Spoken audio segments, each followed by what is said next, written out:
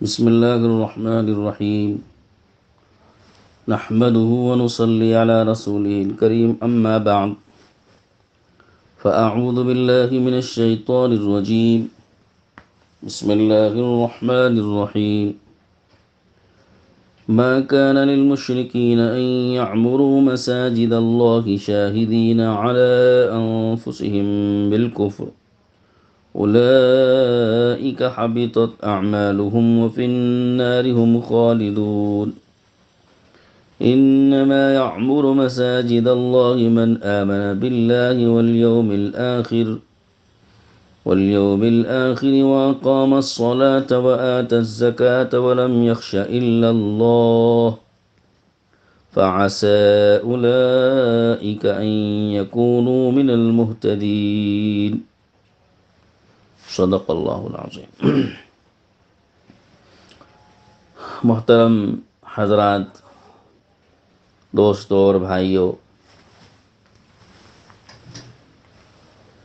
قرآن پاک کی جو آیتیں اس وقت میں پڑھی گئیں، یہ سورہ توبہ کی 17 اور 18 نمبر کی آیت ہے. ان آیتوں میں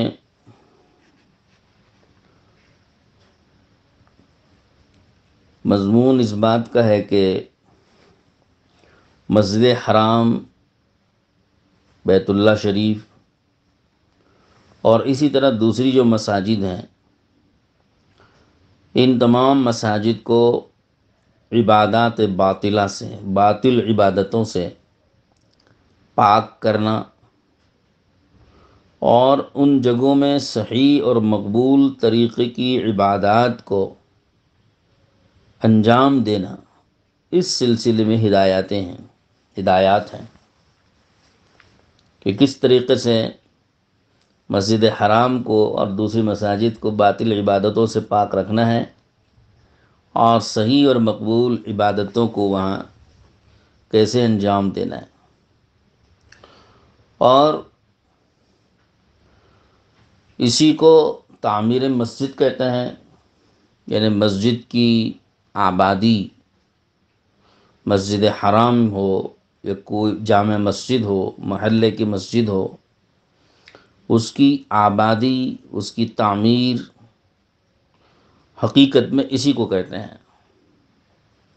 کہ وہاں ہونے والی جو باطل اور غلط چیزیں ہیں اس کو اس سے پاک رکھا جائے اور جو صحیح عبادت ہے اس کو وہاں پر وجود میں لایا جائے. اس کو تعمیر مسجد کہتے ہیں اور مسجد کو آباد کرنا اسی کے ذریعے سے ہوگا. چنانچہ اللہ تعالیٰ نے فرمایا ہے کہ یہ فریضہ اور یہ اتنا بڑا عمل کون انجام دے سکتے ہیں اور کون نہیں انجام دے سکتے، کس کی ذمہ داری ہے اور کس کی یہ ذمہ داری نہیں ہے، کون اس کے اہل ہیں، کون اس کے اہل نہیں ہیں، کس کو اس کی فکر ہوتی ہے اور کس کو اس کا فکر نہیں ہوتا ہے. یہ ان آیتوں کا مضمون ہے اور ان آیتوں میں اسی بات کو کہا گیا ہے کہ ان مساجد میں اللہ کے حکموں کو اور صحیح عبادتوں کو اور مقبول طریقے کی عبادتوں کو کون زندہ کر سکتا ہے، کون نہیں کر سکتا، کون اس کا اہل ہے، کون نہیں ہے، کس کو اس کا فکر ہوتا ہے، کس کو اس کا فکر نہیں ہوتا، کس کی یہ ذمہ داری ہے اور کس کی نہیں ہے. یہ چیز ہمیں سمجھنا بھی ضروری ہے.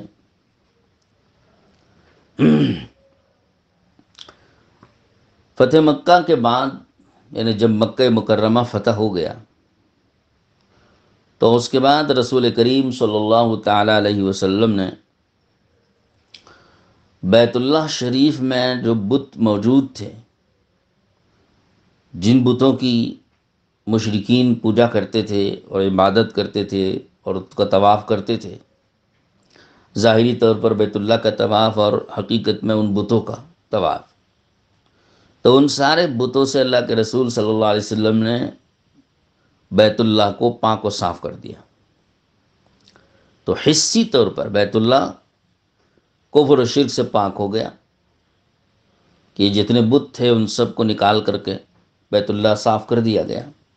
تو حصی طور پر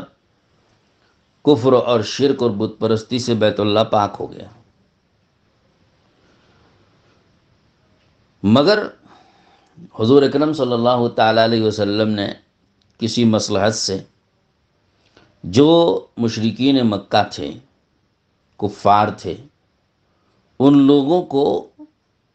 مکہ مکرمہ میں امان دے دی تھی، اور یہ آپ کا رحم و کرم تھا کہ آپ علیہ الصلوۃ والسلام نے ان کو امن دے دیا، امان دے دیا، چھوٹ دے دی، مہلت دے دی۔ حالانکہ بادشاہوں کا جو دستور ہے، اس دستور کے مطابق حق تھا آپ صلی اللہ تعالیٰ علیہ وسلم کو کہ ایک ایک دشمن اور ایک ایک معاند اور ایک ایک کا انتقام لے کر ایک ایک کو تہ تیخ کیا جائے، اور ایک ایک ٹھکانے لگایا جائے، ایک ایک کو اس کی اوقات بتائی جائے، ایک ایک کو اس کی حیثیت سمجھائی جائے، اور ایک ایک کو ایک ایک سے بدلہ لے کر اس کے ساتھ پچھلی تمام دشمنیاں اتاری جائیں، اور خون کی ندیاں بہائی جائیں، اور گردنوں کی گردنیں اڑائی جائیں، اور کھوپڑیوں کے پہاڑ بنائے جائیں۔ یہ آپ صلی اللہ تعالیٰ علیہ وسلم کو حق تھا، موقع بھی تھا، قدرت بھی تھی، اور سارے کفار اس وقت میں صحابہ کرام کی اور آپ صلی اللہ علیہ وسلم کی گرفت میں آ چکے تھے۔ مگر پیارے رسول صلی اللہ علیہ وسلم نے اپنی رحمت کا جو ثبوت پیش کیا، اور اس وقت میں ایک کریمانہ اپنے جو اخلاق آپ علیہ الصلوۃ والسلام نے ظاہر فرمائے، اس کے تحت میں آپ صلی اللہ علیہ وسلم نے ایسا نہیں کیا، بلکہ عام معافی دے دی، سب کو معاف کر دیا، ان کا بدلہ نہیں لیا، ان کی خون کی ندیاں نہیں بہائیں، ان کی گردنیں نہیں اڑائیں، ان کی کھوپڑیاں نہیں پھوڑیں، اور آپ نے ان سے کوئی انتقام نہیں لیا، اور ان پر اپنا غصہ نہیں اتارا، اور ان تمام دشمنوں کو ان کی اوقات نہیں دکھائی، بلکہ آپ صلی اللہ علیہ وسلم نے سب کو معاف کر دیا۔ یہ جو آپ صلی اللہ علیہ وسلم کے اخلاق تھے کریمانہ، یہ مثالی اخلاق تھے، آپ نے مثالی کردار ادا کیا، اور یہ آپ کو پوری تاریخ میں نہیں ملے گا۔ بہرحال حضور صلی اللہ علیہ وسلم نے جب یہ کیا کہ ان کو امن دے دیا، امان دے دی، مہلت دے دی، موقع دے دیا، کیونکہ حضور اکرم صلی اللہ علیہ وسلم چاہتے تھے کہ یہ لوگ جہنم سے بچ جائیں۔ اگر آپ علیہ السلام ایسا کرتے کہ ان کو قتل کر دیتے اور ان کی خون کی ندیاں بہا دیتے، تو سب کے سب جہنم رسید ہو جاتے۔ دنیا تو ان کی گئی ہی تھی، آخرت بھی گئی، لیکن پیارے رسول صلی اللہ علیہ وسلم یہ چاہتے تھے کہ ان کو تھوڑا سا بخشا جائے اور ان کو موقع دیا جائے، تاکہ یہ لوگ غور کریں، اسلام کی حقانیت کو سمجھیں، اور اسلام کے دامن میں پناہ لیں، اور اسلام کو قریب سے دیکھیں، اسلامی اخلاق کو، اسلامی کردار کو، اسلامی آداب کو، اسلامی عبادتوں کو، اور اسلامی عقائد کو، اسلامی تعلیمات کو قریب سے دیکھیں، سمجھیں، اور اس میں اپنی عزت کو محسوس کریں، اپنی عزت سمجھیں، اور اس کو قبول کرنے میں اپنے لیے راحت سمجھیں، اور اس کا خیر ہونا دنیا اور آخرت کے اعتبار سے ان کو معلوم ہو، اور پھر اس کی دامن میں وہ پناہ لے کر دائرہ اسلام میں وہ آ جائیں۔ یہ حضور اکرم صلی اللہ علیہ وسلم کا مقصود تھا۔ تو چنانچہ آپ علیہ السلام نے ان کو مہلت دے دی، چھوٹ دے دی، امن اور امان دے دیا۔ ظاہر ہے کہ امن و امان کے بغیر یہ اختلاط اور اسلام کو قریب سے دیکھنا، اسلامی عبادتوں اور تعلیمات کو سمجھنا یہ ممکن نہیں تھا۔ تو آپ صلی اللہ علیہ وسلم نے ان کو موقع دے دیا۔ جب موقع دے دیا تو اس کا مطلب یہ ہوا کہ اب ان کو ان کے کفر و شرک پر ان کو رہنے دیا جائے گا۔ تو آپ صلی اللہ علیہ وسلم نے رہنے دیا ان کو، وہ اپنے کفر پر قائم رہیں، اپنے باطل عقیدوں پر، باطل طریقوں پر قائم رہیں، اس کا آپ نے مہلت و موقع دے دیا، تو وہ اس پر قائم رہیں۔ تو یہ ایک طرح کا حضور صلی اللہ علیہ وسلم کا دیا ہوا ان کو امن و امان ایک عہد بن گیا، یعنی ایک معاہدہ ہو گیا، گویا کفار مشرکین کے ساتھ میں حضور صلی اللہ علیہ وسلم کا اور مسلمانوں کا ایک گویا ایک معاہدہ بن گیا کہ ان کو اب چھیڑا نہیں جائے گا اور ان کو اب کفر و شرک کے سلسلے میں ان کو مجبور نہیں کیا جائے گا اور ان کو چھیڑا نہیں جائے گا اور ان کو مارا نہیں جائے گا۔ تو ایک معاہدہ بن گیا۔ اس معاہدے کی وجہ سے وہ تمام کے مشرکین اپنے باطل عقیدوں اور باطل طریقوں پر قائم رہے، اور اس پر قائم رہنے کی بدولت اسی باطل طریقے سے کعبۃ اللہ کا طواف بھی کرتے تھے، اگرچہ کہ بیت اللہ کو حصی طور پر بتوں سے پاک صاف کر دیا گیا، لیکن بت پرستوں کی بت پرستی ختم نہیں ہوئی، کیونکہ ان کو رہنے دیا گیا تھا، ان کے کفر و شرک پر اور ان کی باطل عقیدوں پر ان کو رہنے دیا گیا امن و امان دینے کی وجہ سے، تو وہ اس پر قائم رہے۔ تو اب وہ بیت اللہ کا طواف بھی کر رہے ہیں، باطل طریقے سے کر رہے ہیں، غلط طریقے سے کر رہے ہیں، قدیم پرانے جاہلی طریقوں سے کر رہے ہیں، اور اسی بت پرستی کے طریقے سے انجام اس کو دے رہے ہیں، اور پھر اس کے ساتھ ساتھ ننگے طواف بھی کرتے تھے۔ ان کا پرانا طریقہ یہی تھا کہ ننگے طواف کریں، اور حج بیت اللہ اور عمرہ اور سارے ارکان مناسک حج بھی سب باطل طریقوں پر اور کافرانہ اور مشرکانہ طریقے پر یہ سب چل رہا تھا۔ 1 سال تک آپ صلی اللہ علیہ وسلم نے کچھ نہیں چھیڑا، ان کو مہلت دے دی۔ اگلے سال چونکہ اللہ تعالیٰ کا حکم یہ تھا کہ جس طرح بیت اللہ کو حصے طریقے سے کفر و شرک سے پاک کیا گیا ہے، اسی طریقے سے بیت اللہ کو روحانی اعتبار سے بھی اور حقیقی اعتبار سے بھی کفر و شرک سے پاک کرنا اور باطل طریقے کی عبادتوں سے بھی اس کو پاک و صاف کرنا، یہ بھی اللہ تعالیٰ کا حکم تھا اور اللہ تعالیٰ کی منشا تھی۔ تو حضور اکرم صلی اللہ تعالیٰ علیہ وسلم نے چونکہ پہلے سے معاہدہ کر رکھا تھا، معاہدے کی خلاف ورزی نہیں کر سکتے تھے، اس لیے آپ علیہ السلام نے اس پر پابندی نہیں لگائی، اس کو باقی رہنے دیا۔ 1 سال تک اپنے معاہدے پر آپ قائم رہیں، معاہدہ نہیں توڑا۔ چونکہ معاہدے کی خلاف ورزی بھی نہیں کرنا تھا، اس لیے اگلے سال آپ صلی اللہ تعالیٰ علیہ وسلم نے حضرت علی رضی اللہ تعالیٰ عنہ اور حضرت ابوبکر صدیق رضی اللہ تعالیٰ عنہ کے ساتھ جب قافلہ روانہ فرمایا حج کا، اگلے سال فتح مکہ کے اگلے سال یعنی 9 ہجری کو آپ صلی اللہ علیہ وسلم نے حضرت ابوبکر رضی اللہ عنہ کے امارت میں قافلہ حج کا روانہ فرمایا، اور ان دونوں کے حضرات کے ذریعے سے عرفات کے میدان میں اور منی کے میدانوں میں یہ اعلان کروا دیا کہ الا لا يحجن بعد العام مشرک ولا يطوفن بالبیت عریان۔ بھائی کان کھول کر سن لو، اب تک تو تمہیں اپنے کو کافرانہ اور مشرکانہ طریقے سے حج کے اعمال اور مناسک انجام دینے اور طواف بیت اللہ کا طواف اپنے جاہلی طریقوں پر انجام دینے کی تمہیں چھوٹ تھی اور اجازت تھی، لیکن اگلے سال سے، آئندہ سال سے کسی مشرک کو حج کرنے کی اجازت نہیں ہوگی، اور بیت اللہ کا طواف کوئی ننگا ہو کر بیت اللہ کا کوئی طواف نہیں کرے گا۔ انہیں گویا تمام جاہلی طریقے اور مشرکانہ اور کفریانہ طریقے سارے کے سارے اگلے سال سے ختم ہو جائیں گے۔ تو حضور صلی اللہ علیہ وسلم نے جتنی مہلت دی، یہ بھی کافی بڑی لمبی مہلت ہوئی، گویا تقریباً 2 سال کی مہلت ہو گئی۔ 1 سال تو گزر ہی چکا تھا، اور 1 سال آئندہ تک کے لیے، اگلے سال تک کے لیے، آئندہ سال سے اس کی اجازت نہیں ہے، اس سے پہلے تک آپ لوگوں کو یہ امن و امان اور چھوٹ ہے، اور اس کی اجازت ہے معاہدے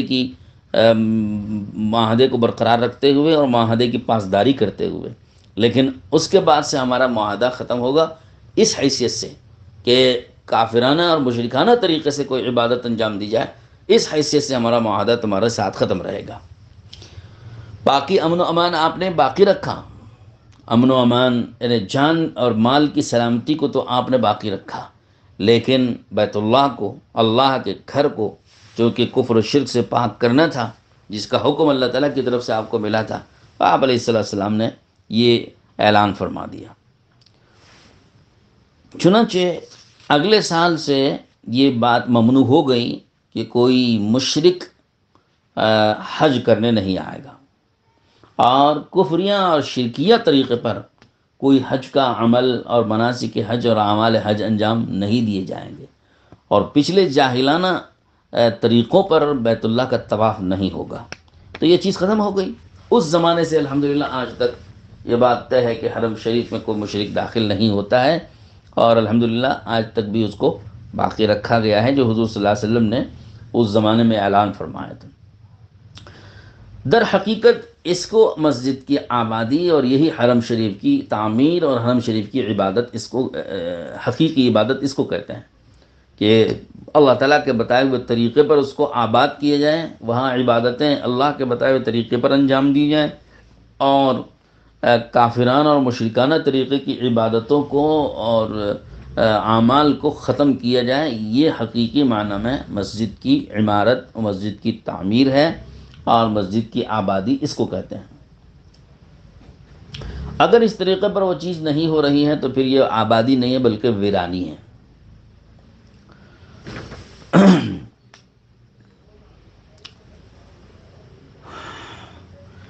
لیکن ایک بات جو قرآن مجید میں ہے اسے بھی ہم سمجھتے ہیں، یہ تو پس منظر ہوا۔ اب قرآن مجید میں جو اللہ نے حکم دیا ہے وہ کیا ہے؟ مشرکین مکہ جو تھے یہ اس طرز سے عبادت کرنے کو، جو اپنا قدیم طرز تھا مشرکانہ، اس طرز سے عبادت کرنے کو بھی مسجد حرام کی تعمیر اور آبادی، تعمیر مسجد، تعمیر بیت اللہ کا نام دیتے تھے، اور اس پر وہ فخر کرتے تھے، کیونکہ مشرکین مکہ اس کے متولی تھے، جو قریش تھے اور مشرکین کے جو بڑے بڑے سردار تھے وہ کعبۃ اللہ کے متولی تھے، اور وہاں زمزم پانی پلانا، حاجیوں کی خدمت انجام دینا اور ان کی ضروریات کا پورا کرنا وغیرہ، یہ انتظامات بھی وہ انجام دیتے تھے، اگرچہ کہ ایمان میں نہیں داخل ہوئے تھے لیکن قدیم زمانے سے یہ کرتے چلے آ رہے تھے، تو اس پر ان کو فخر تھا۔ حالانکہ جس طرز سے وہ یہ ساری چیزیں کر رہے ہیں وہ طرز اللہ کو ناپسند ہے، اور وہ مشرکانہ اور جاہلانہ زمانے جاہلیت کے طرز کا عمل ہے، لیکن اس پر بھی ان کو فخر تھا۔ چنانچہ ایک واقعہ اسی میں تفسیروں میں لکھا ہوا ہے کہ حضرت عباس رضی اللہ تعالی عنہ اسلام لانے سے پہلے غزوہ بدر میں وہ گرفتار ہوئے تھے۔ غزوہ بدر میں مشرکوں کی طرف سے آئے تھے، اور وہاں مسلمانوں کے ہاتھ میں قتل ہونے سے تو بچ گئے، گرفتار ہو گئے۔ جب وہ گرفتار ہو کے لائے گئے تو مسلمانوں نے ان کو آر دلائی، شرم دلائی، کفر و شرک پر قائم رہنے کی وجہ سے، اور ان کو بتلایا کہ آپ کیسے حضور کے چچا ہیں کہ کفر پر، آپ شرک پر قائم ہیں، اور اس طرح ان کو جب شرم اور عار دلائی تو حضرت عباس رضی اللہ عنہ کہنے لگے کہ تم لوگ ہماری برائیاں بیان کرتے ہو، ہماری نیکیوں کو یاد نہیں کرتے، ہمارے اچھے اچھے کام تم اس کا تذکرہ نہیں کرتے، ہماری برائیوں کا تذکرہ کرتے ہو۔ ہمارے کتنے اچھے اچھے کام ہیں کہ ہم بیت اللہ کے متولی ہیں، حاجیوں کو ہم پانی پلاتے ہیں، اور آنے والے حاجیوں کی انتظامی تمام کاروائیاں ہم انجام دیتے ہیں، اور ان کی خدمت ہم کرتے ہیں۔ تو اتنے ساری جو ہماری نیکیاں ہیں اس کو تو تم شمار نہیں کرتے، لیکن ہماری برائیاں بیان کرتے ہو۔ اس پر یہ آیتیں نازل ہوئی ہیں، یہ شان نزول ہے واقعہ سمجھیے کہ اس پر یہ اللہ نے آیتیں نازل فرمائی اور فرمایا کہ ما کان للمشرکین ان یعمروا مساجد اللہ، کہ مشرکین کے لیے یہ بات ہرگز روا نہیں ہے کہ وہ اللہ کے گھروں کو، مساجد کو آباد کریں، اس کی تولیت کریں، اس کی تعمیر کریں، اس کی تعمیر کرنے کی، اس کو آباد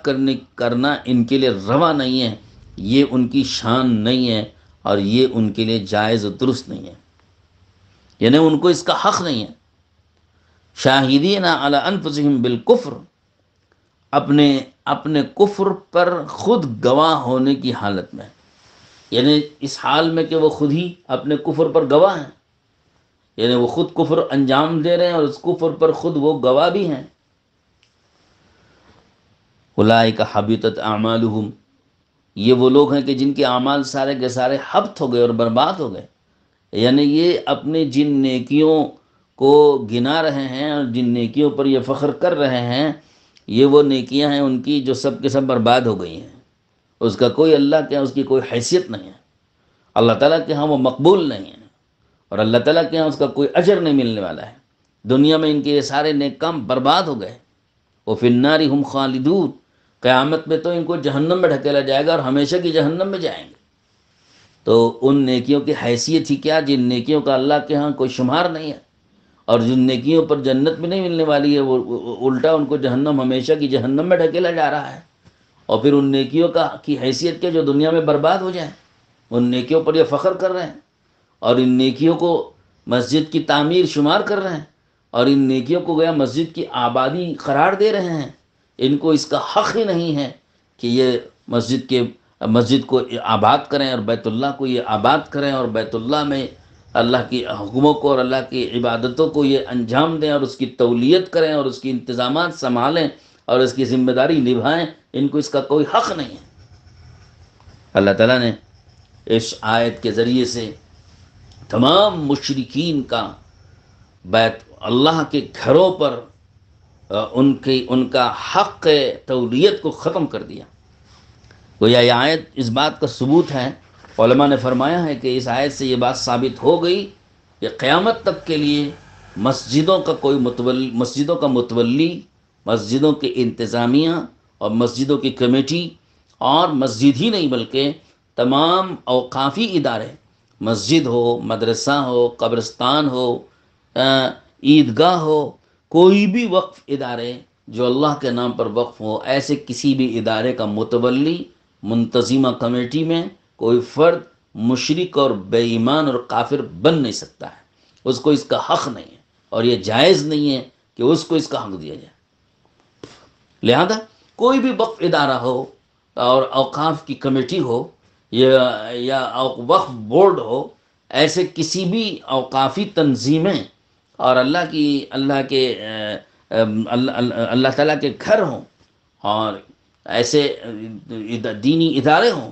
ان کا کوئی ذمہ دار، ایسا کوئی فرد نہیں ہو سکتا جو مشرک اور کافر ہو. یہ قرآن مجید کی اس آیت پاک سے یہ بات مفہوم ہو چکی ہے. تو گیا اس سے ایک اور بھی بات نکلی، وہ میں آپ کو بتانا چاہ رہا تھا. وہ یہ کہ اس آیت نے یہ بھی ثابت کر دیا کہ مسجدوں کو آباد رکھنے کا فکر مشرکین کو نہیں ہو سکتا ہے. مسجدوں کو عبادتوں سے، اعمال سے بھرنے کا اور آباد رکھنے کا کوئی فکر بھی مشرکین نہیں انجام دے سکتے ہیں. یہ ان کے لیے روا نہیں ہے، یہ ان کی شان نہیں ہے، یہ ان کا حق نہیں ہے اور یہ ان کی ذمہ داری نہیں ہے اور یہ ان کی چاہت ہی نہیں ہے. نہ ان کی یہ ذمہ داری ہے، نہ ان کو اس بات کی چاہت ہے، نہ ان کو اس بات کا فکر ہے، نہ ان کو اس بات کا کوئی درد اور غم ہے اور نہ ان کو اس کا حق ہے کہ مسجدوں کو وہ اعمال سے اور عبادتوں سے آباد کریں. تو وہ کریں گے ہی نہیں. تو لہذا لاک ڈاؤن واقع کر کے، پابندیاں لگا کر مسجدوں کو محدود کریں، مسجدوں کی جماعتوں کو محدود کریں اور مسجدوں کی مصلیوں کی تعداد کو محدود کریں، مسجدوں کو مقفل کریں، مسجدوں کو تالے لگوائیں اور پابندیاں لگائیں. رمضان میں تراویح پر پابندیاں، قرآن کے پڑھانے پر پابندیاں مدارس پر لگائیں. تو یہ تو ان کا طریقہ ہے ہی، کیونکہ ان کو نہ اس کا فکر ہے، نہ اس کی ان پر ذمہ داری ہے، نہ اس کا ان کو حق ہے کہ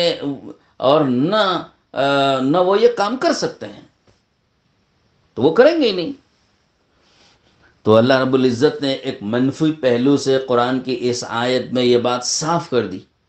کہ مشرکوں سے اس کی توقع مت رکھو، بے ایمانوں سے، اللہ کے دشمنوں سے اس کی امیدیں مت رکھو کہ یہ مسجدوں کو آباد ہونے دیں گے اور مسجدوں کو آباد کریں گے. یہ مسجدوں کی آبادی کے تعلق سے یہ سوچیں گے، اس کے لیے کچھ راہیں نکالیں گے اور اس کے لیے کچھ گنجائشیں پیدا کریں گے کہ اس بات کی توقع ہی ان سے مت رکھو. ہاں، یہ ذمہ داری کس کی ہے، یہ کام کس کا ہے، یہ شان کس کی ہے، یہ فکر کون کر سکتا ہے، یہ حق کس کا ہے. اللہ نے اگلی آیت میں اس کو سمجھا دیا کہ انما یعمر مساجد اللہ من آمن باللہ والیوم الآخر واقام الصلاۃ وآتى الزکاۃ ولم یخش الا اللہ. اللہ نے فرمایا کہ یہ حق، یہ ذمہ داری، یہ فکر یہ درد و غم اور یہ دکھ اور یہ احساس اور اور یہ شان کن لوگوں کی؟ کہ ان لوگوں کی ہے جو اللہ پر ایمان رکھتے ہوں، آخرت پر ایمان رکھتے ہوں، نماز کو قائم رکھتے ہوں، زکوٰۃ ادا کرتے ہوں، اللہ کے سوا کسی سے نہ ڈرتے ہوں۔ وَلَمْ يَخْشَ إِلَّا اللَّهُ، ایسے لوگوں کی شان ہے کہ وہ مسجد کے متولی بھی بن سکتے ہیں، مسجد کے سیکریٹری اور مسجد کے ذمہ دار اور مسجد کی منتظمہ کمیٹی اور مسجد کی آباد کرنے والے، مسجد کو تعمیر کرنے والے اور مسجد کو اعمال سے بھرنے والے، یہ لوگ ہو سکتے ہیں۔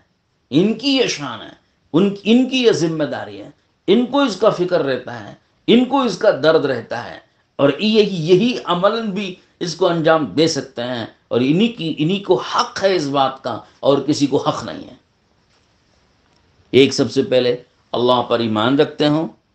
دوسرا آخرت پر ایمان، اللہ پر اور آخرت پر ایمان۔ اللہ کا مطلب اللہ پر ایمان اور آخرت پر ایمان، اس بیچ میں رسول کا تذکرہ اس میں نہیں آیا، مفسرین نے ذکر کیا ہے کہ بغیر تذکرے کے رسول بھی اس میں داخل ہیں، گویا اللہ اور اس کے رسول پر اور آخرت پر ایمان رکھتے ہیں، توحید، رسالت اور آخرت پر ان کا ایمان ہے۔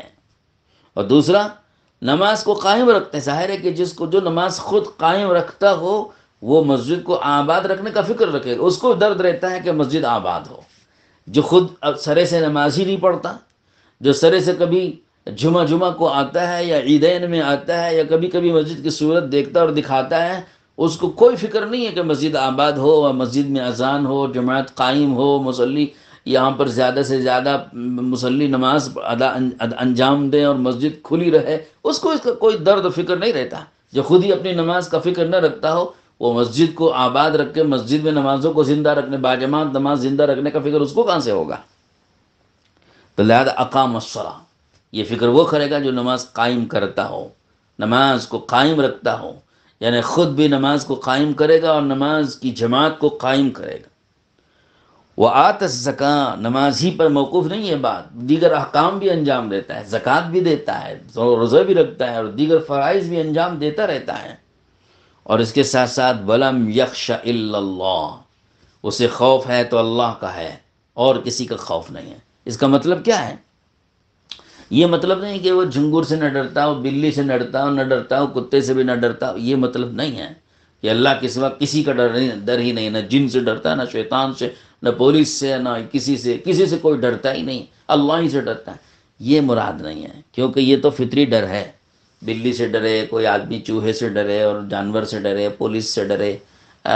مقدمات سے ڈرے، سارے کہ یہ تو فطری طور پر ہر انسان کے دل میں اس کا ڈر تو رہتا ہے، وہ مراد یہاں نہیں ہے۔ بلکہ علماء تفسیر نے فرمایا کہ اس سے مراد یہ ہے کہ کسی کے خوف سے وہ اللہ کے حکموں کو نہیں ترک کرے گا، کسی کے خوف سے وہ اللہ کے حکم کو ترک نہیں کرے گا، یہ مراد ہے اس سے، کہ کسی کے خوف میں آ کے اللہ کے حکم چھوڑنے لگ جائے کہ بھائی انہوں نے قانون لگا دیا ہے اور لہذا نماز ہی نہ پڑھو، اللہ کا حکم ہی چھوڑ دیا جائے،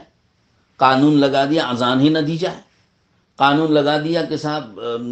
مدرسے ہی نہ چلائے جائیں، قرآن ہی نہ پڑھایا جائے، دینی تعلیم ہی نہ دی جائے، تو ایسا نہیں ہو سکتا کہ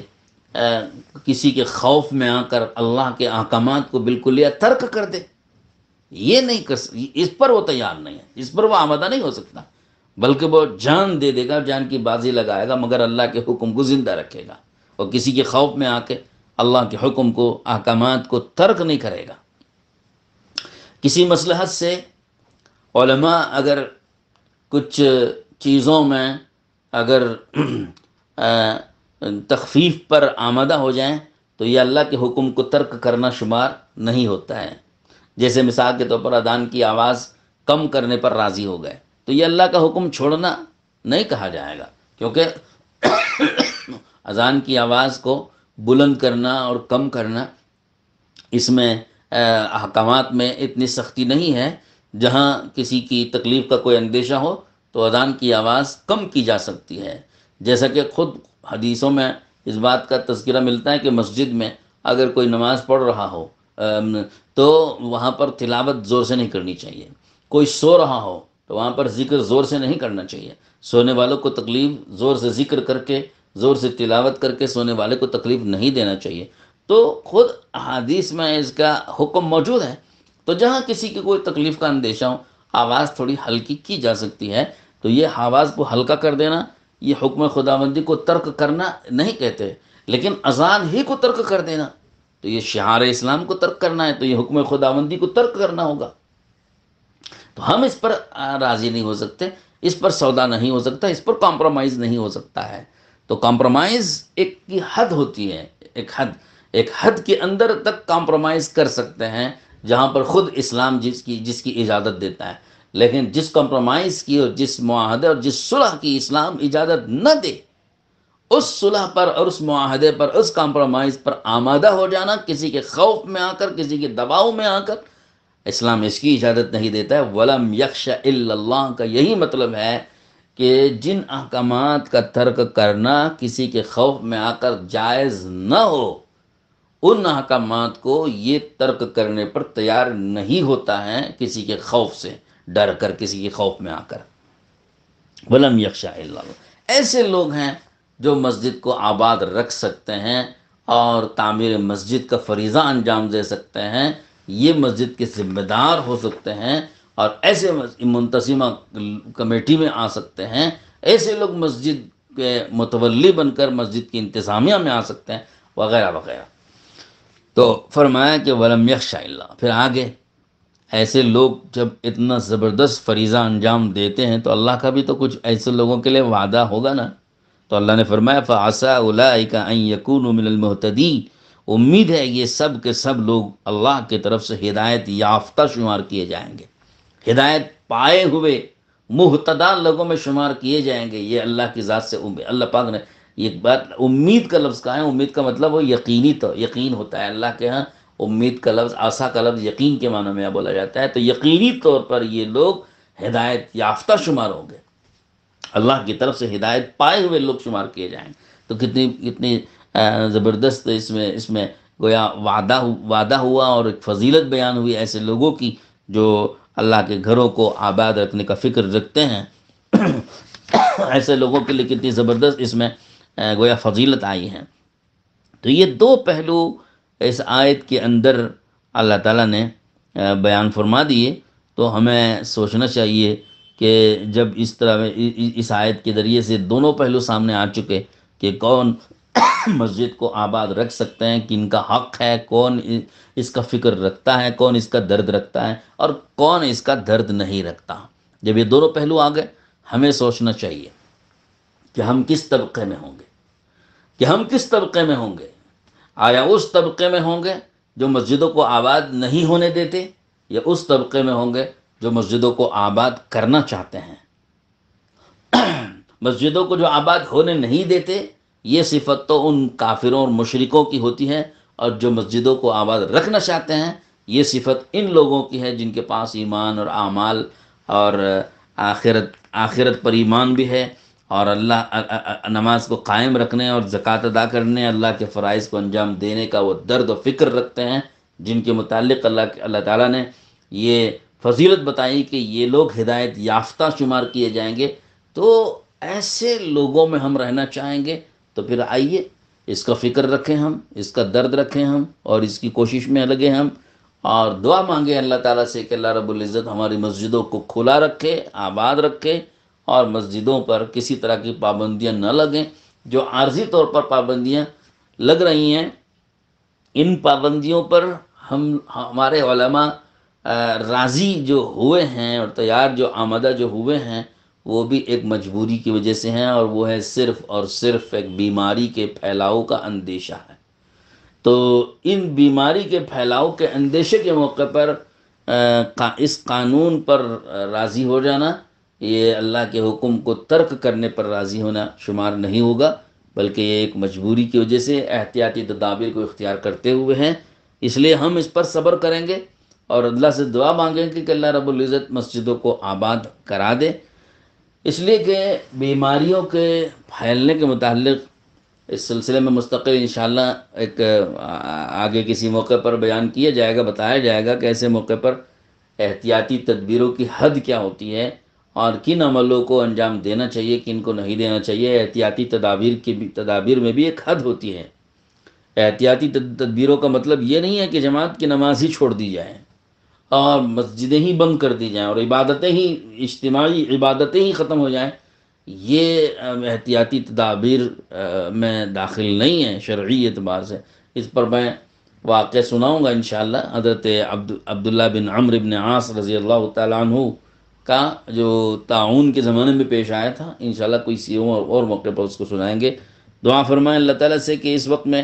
جو قرآن پاک کی اس آیت کا جتنا مفہوم ہے اور اس میں جو مسجد کو آباد کرنے والا مبارک اور مسعود بابرکت طبقہ جو بتایا گیا ہے، باتوفیق طبقہ جو بتایا گیا ہے، اللہ تعالیٰ اس باتوفیق مبارک مسعود طبقے میں اللہ پاک ہمارا شمار کرے، جو مسجدوں کو آباد رکھنے کا فکر رکھتے ہیں، جن کے متعلق فضیلتیں ہیں